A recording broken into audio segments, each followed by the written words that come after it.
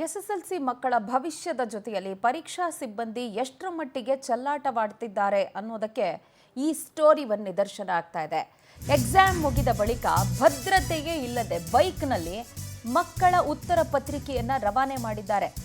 SSLC turning point ಅಂತೆಲ್ಲ ಹೇಳ್ತಾರೆ.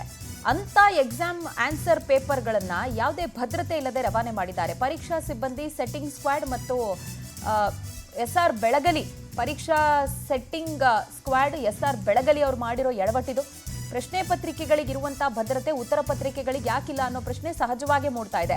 ಉಮಾಭಾಯಿ ಪ್ರೌಢಶಾಲೆ ಪರೀಕ್ಷಾ ಕೇಂದ್ರದಲ್ಲಿ ನಡೆದಿರೋ ಘಟನೆ ಇದು. ಬೆಳಗಾವಿ ಜಿಲ್ಲೆ ಮೂಡ್ಲಗಿಯ ಉಮಾಭಾಯಿ ಪ್ರೌಢಶಾಲೆಯಲ್ಲಿ ಯಾವುದೇ ಭದ್ರತೆ ಇಲ್ಲದೆ ಬೇಕಾಬಿಟ್ಟಿಯಾಗಿ ಉತ್ತರ ಪತ್ರಿಕೆಯನ್ನು ರವಾನೆ ಮಾಡಿದ್ದಾರೆ. ಎಸ್ಎಸ್ಎಲ್ಸಿ ಇಂಗ್ಲಿಷ್ ಭಾಷೆಯ ಪರೀಕ್ಷೆ ಬಳಿಕ ನಡೆದಿರುವಂತಹ ಎಡವಟ್ಟಿದು.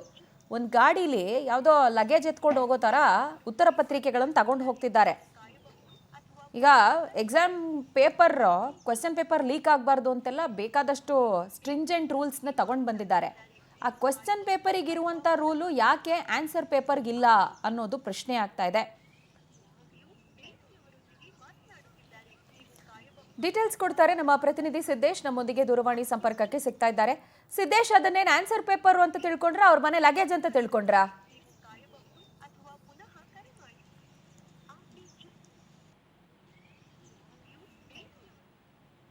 ರೈಟ್, ಸಂಪರ್ಕ ಸಾಧ್ಯ ಆಗ್ತಾ ಇಲ್ಲ. ಮತ್ತೆ ನಮ್ಮ ಪ್ರತಿನಿಧಿಯನ್ನ ಸಂಪರ್ಕಿಸುವಂತ ಪ್ರಯತ್ನವನ್ನು ಮಾಡೋಣ. ನೋಡಿ, ಎಕ್ಸಾಮ್ ಆದಮೇಲೆ ಆನ್ಸರ್ ಪೇಪರ್ ಎಲ್ಲಾನು ಸೀಲ್ ಮಾಡಿ ಬಂಡಲ್ ಮಾಡ್ತಾರೆ. ಅದಾದ ಬಳಿಕ ಸೆಂಟರ್ ಸೂಪರಿಂಟೆಂಡೆಂಟ್ ಇರ್ತಾರಲ್ಲ, ಅವರ ಮೇಲ್ವಿಚಾರಣೆಯಲ್ಲಿ ಅದು ಡಿಸ್ಪ್ಯಾಚ್ ಆಗಬೇಕು. ಆಮೇಲೆ ಅದು ಎಲ್ಲಿ ಗಮ್ಯ ಸ್ಥಳವನ್ನು ತಲುಪಬೇಕು ಅನ್ನೋದಿರುತ್ತಲ್ವಾ, ಅಲ್ಲಿಗೆ ಅದನ್ನು ತೆಗೆದುಕೊಂಡು ಹೋಗೋ ತನಕ ಜವಾಬ್ದಾರಿ ಆ ಸಿಬ್ಬಂದಿದಾಗಿರುತ್ತೆ. ಇವರಿಬ್ಬರು ಒಳ್ಳೆ ಏನೋ ಅವ್ರ ಲಗೇಜು ಮನೆದು ಬಟ್ಟೆ ತುಂಬಿರೋ ಬ್ಯಾಗ್ ತಗೊಂಡು ಇರೋ ಥರ ತಗೊಂಡು ಹೋಗ್ತಿದ್ದಾರೆ.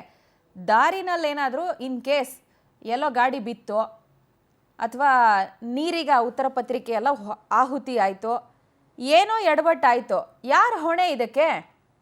ಆ ಸೆಂಟರ್ ಸೂಪರಿಂಟೆಂಡೆಂಟ್ ಜವಾಬ್ದಾರಿ ಏನು? ಮತ್ತೆ ಪ್ರಶ್ನೆ ಪತ್ರಿಕೆಗಳಿಗೆ ಇವಾಗ ಬೇಕಾದಷ್ಟು ಸ್ಟ್ರಿಂಜೆಂಟ್ ರೂಲ್ಸ್ನ ತಗೊಂಡು ಬಂದಿದ್ದಾರೆ. ಅದೇ ರೀತಿ ಆನ್ಸರ್ ಪೇಪರ್ನ ಕೂಡ ಕಾಪಾಡ್ಕೋಬೇಕು ತಾನೆ. ಉಮಾಭಾಯಿ ಪ್ರೌಢಶಾಲೆ ಪರೀಕ್ಷಾ ಕೇಂದ್ರದಲ್ಲಿ ನಡೆದಿರುವ ಎಡವಟ್ಟಿನ ಘಟನೆ ಇದು.